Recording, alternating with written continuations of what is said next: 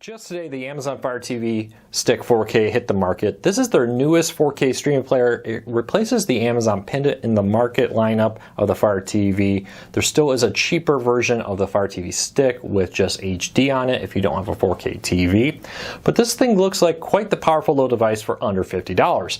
Not only is it 4K, it also includes HDR, Dolby Vision Atmos, a quad core, and great Wi-Fi with 802.11 AC, so a great Wi-Fi standard for high quality streaming. It also includes an upgraded remote with the ability to control your TV, power on and off, have volume, and a mute button on the controller. Now you can buy that remote and upgrade to other Fire TV devices if you don't care about the 4K but really want the remote. I'll put a link to that in the show notes also. But we're going to do a little unboxing, and about halfway through this video I'll show you the device in action so you can see it for yourself. But let's kind of quickly just look at everything that comes with it. Of course, Amazon, one thing I really love about Amazon is they make their packaging so simple. So as you see, no knives, no nothing needed to open this up. Let's take a look at what comes with it. The little wall charger, pretty standard USB wall charger here. The remote, let's take a quick look at that. I do have the older Fire TV Stick here. Even though this is replacing the Pendant, let's just kind of take a look how the Fire TV Stick lines up to this. So there we go. So here's the new Fire TV Stick. Here is the old Fire TV Stick. You can see the old version, they're pretty identical. Slightly different design. You see on the bottom it kind of kicks out, where this one kind of tucks back in underneath. So slightly smaller remote. Both include the voice remote for echo-like activities. Buttons are all the same, except you have the ability to program it to power on and off your TV, control the volume up, down, and mute it. So that's a pretty cool additional feature there. Here is the 4K stick. Now, this thing is quite the beast, noticeably bigger than any other Fire TV stick I've ever had, or I think even the Roku stick. It's definitely not as wide. The Roku stick maybe, or Stick Plus at least, maybe a little bit longer. Here is the previous generation Fire TV stick. You can see noticeable different size. This could cause problems plugging this into some TVs. I'll tell you right now, if you have multiple devices on there, depending on how tightly your TV packs the HDMI, that may be a problem. I also kind of wonder, this isn't too bad. There's been some third-party one of these that are a little heavy, but this one's actually pretty light. I actually am not afraid about that causing any damage to the TV. That's not very heavy at all. But some of these I wonder about how heavy they get, to be honest with you. And then lastly, we have a couple batteries for the remote right here. Let's keep on going. So, looks like they may include a little adapter to address the issue of fitting it in, but let's see what there is here first. A little power cable, a little standard micro USB cable. I look forward to the day that someday they replace that with a standard USB-C one maybe someday. And now here we go. This is a HDMI extender. I'm really excited they included this. I wasn't sure earlier, but you can plug your Fire TV Stick in there and plug that into your TV. So if you do have multiple ones or your TV HDMI ports are kind of close to each other, not a problem anymore. I actually kind of like the Chromecast with a built-in little extender like this. I actually like the Fire TV Pendant, but I think I was in the minority there. I like the idea that it just connected, because I really think for most people with the size of this Fire TV Stick, you're going to need this adapter. It's included. Almost why not just build it in, right? That has to be cheaper. But let me do a little side-by-side testing. Again, let me just show off the first gen and the second gen next to each other so you get a better idea. They're, the 4K one here, and they technically call this the first gen. It's really the Fire TV second gen. The main difference with the stick being the remote and stuff. But you can see the power plugs are on the side again. I kind of wish the power plug was on the end of it, so that if I have another HDMI cable right here, I don't have to worry about hitting where the power cable comes out. Past that, no issues. The only thing I don't see is a reset button. A lot of people ask me about that. Really, if you have to reset this, unplug it, plug it back in, you're done. So let me go test this out, let you know what I think of it. Well, I've been playing around with the Fire TV Stick 4K for a little while now. I've been very impressed. Setup couldn't be easier. As with all Amazon Fire TV devices, I logged into my Amazon account, it transferred over my Wi-Fi passwords. Setting up the ability to control the TV from your remote was super simple. Just like with Roku TVs, Roku players, detects the model of the TV, automatically programs your remote, and then asks you just, hey, double check that you can move up and down the volume. If yes, hit OK, and you're all set. It worked in my first try for my LG TVs I'm testing this out on. No issue, setup was just super simple and it worked. And now I can do things like control the TV volume through my Fire TV remote.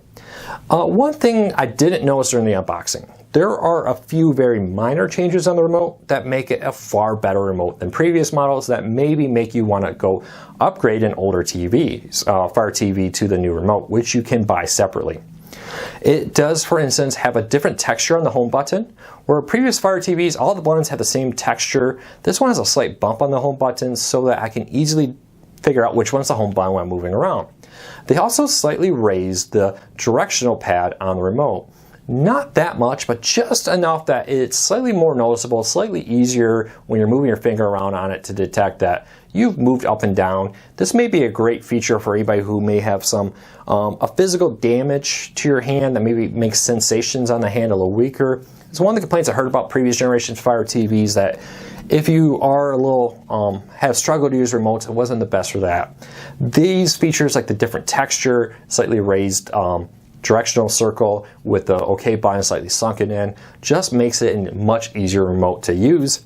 They also changed the way the battery door on the back of the remote opens. It just slides open like any other remote you would expect. There's none of this slide then peel up kind of thing.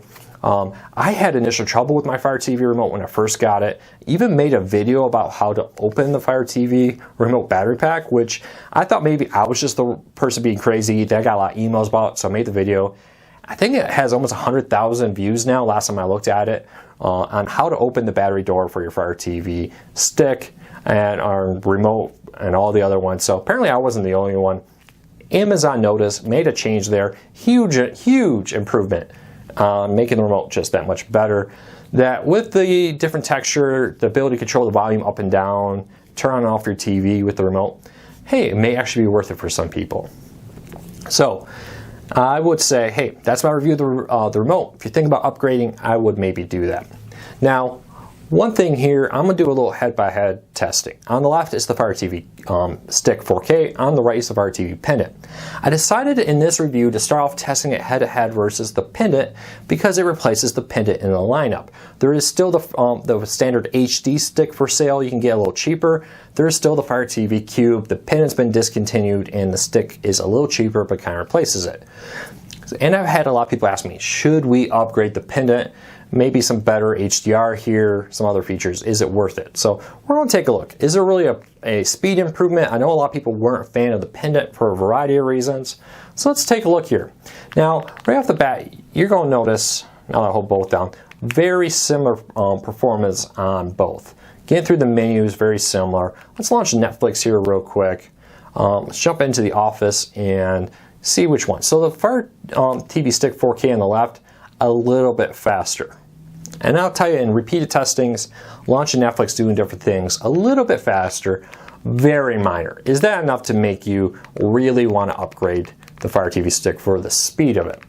Now, one thing here, I could maybe make an argument about speed that may be worth the upgrade. I know a lot of people power their Fire TV sticks off their TVs, the Fire TV Pendant and more, through the USB. So every time you start the TV, it reboots. Is it worth it to go upgrade so you don't have to have as long of one here? So let's do a little side-by-side here. Now, a few disclaimers. I am powering this off a wall jack for both of these. These are plugged into a standard power USB device in the wall, not through the TV. Some people say, hey, TV's not enough power. You really need to do it to the wall for the best performance. So let's see what happens here. Same model TVs. You see, again, left, Fire TV Stick 4K, right, the Fire TV Pendant. Let's see how this does. While this reboots though real quick, I will be posting throughout this week other videos. How is it compared to the first gen? If you don't have a 4K TV, should you upgrade? How does it compare to the Fire TV Cube? The Fire TV Cube has definitely been listed as slightly disappointing in the power department. So we'll take a look at that too, and I'll put links to those in the videos as over the next few days I finish those videos. I'll post them on this video too so you can find them, and up in the corners of this video so you can test that out. But with the Fire TV Stick 4K, you can see it's a faster boot time. So I'm already to the menu. Let's see if I can get into Netflix before the Pendant catches up. We'll wait and see. It'll be close. So, oh, Fire TV pendant did that little reboot. Yeah, I could probably have gotten into Netflix just a tiny bit faster. Cold boot on Netflix here. Yeah, so let me back out of that. So yes, the Fire TV Stick 4K is noticeably faster, but not dramatically faster. If you don't have a 4K TV and you have the pendant design, I wouldn't necessarily rush out and upgrade. You can always get the remote upgrade if you really want that. If you have a second gen Fire TV, you may want to do that instead of getting one of these. Past that, I just don't see a huge difference here. If I am buying and I have a choice between a refurbished pendant or the Fire TV Stick 4K, I would definitely get the Fire TV Stick 4K because it will come with the updated remote. It will be a tiny bit faster, and it has a lot of bells and whistles that make it more future-proof. If you have a high-end 4K TV with Dolby Atmos and all that kind of stuff, I would get the Fire TV Stick 4K because it does offer additional features and the ability to be more future-proof also. Past that though, they're really similar, to be honest with you. And I do think the Fire TV Stick is slightly better. It's just not enough to make me run out and spend money to replace my Fire TV pendant design. So there you go, 2 thumbs up to the Amazon. Love what you did with the remote. Love what you did here with the ability to control the volume on the TV and power it on and off. That makes this just a much better experience overall. So if you have any questions, leave me a comment. I'll do my best to answer them. And hopefully this video helped you make a purchasing decision.